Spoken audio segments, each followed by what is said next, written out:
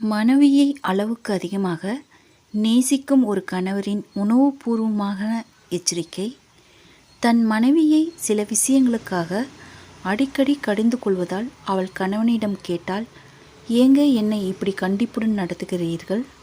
என்னை கொஞ்சம் சுதந்திரமாக விடலாமே என்று. ஆனால் அதை கணவன் சற்று கஷ்டமாகவே உணர்ந்தார். இதை எப்படி இவளுக்கு சொல்லிக் கொடுப்பது என யோசித்தார்.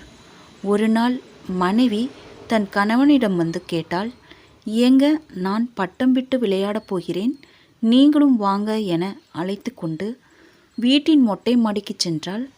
பட்டத்தை நூலில் கட்டி பறக்க விட்டு மகிழ்ந்தாள்.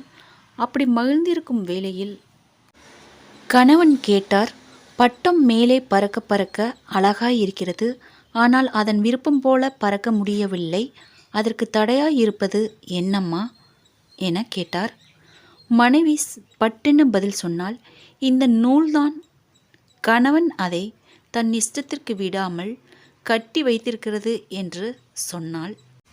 அப்படியா என கேட்டுவிட்டு அந்த நூலை அப்படியே அறுத்துவிட்டார். பட்டமும் தன் இஷ்டப்படி பறந்தது. ஆனால் சற்று நேரத்திலேயே கிழிந்த காகிதமாய் கீழே விழுந்தது. கணவர் சொன்னார், இந்த பட்டத்தை தன் இஷ்டப்படி பறக்க விடாமல் தடுக்கவில்லை. நேரான வழியில் இந்த பட்டம் பறந்து உயரங்களை அடைய இந்த நூல் உதவியாய் இருக்கிறது. இதே போலத்தான் உன் கணவனாகிய நானும் ஒரு நூல்தான். நீதான் அந்த பட்டம்.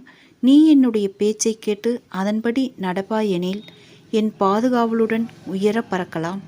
உன் இஷ்டப்படி வாழ நினைத்தால் அந்த பட்டம் கிழிந்து காகிதமானது போல உன் வாழ்க்கையும் சீரழிந்துவிடும். இப்போது புரிந்திருப்பாய் ஏன் உன்னை கண்டித்தேன் என்பதனை.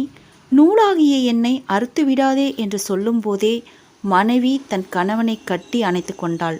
ஆம், அன்பான மனைவிகளே, உங்களுக்கு இனிமையாய் தோன்றுகின்ற வழிகள் ஏராளம் இருக்கலாம், ஆனால் அவற்றின் முடிவு பயங்கரமானது. எனவே கணவருக்கு கீழ்ப்படிந்து வாழ கற்றுக்கொள்ளுங்கள். உங்கள் இனிய வாழ்வு உங்களை வரவேற்கும். கணவனின் அன்பும் கண்டிப்பும் இருந்தால் மனைவி குடும்ப வாழ்வு இனிமையாக அமையும்.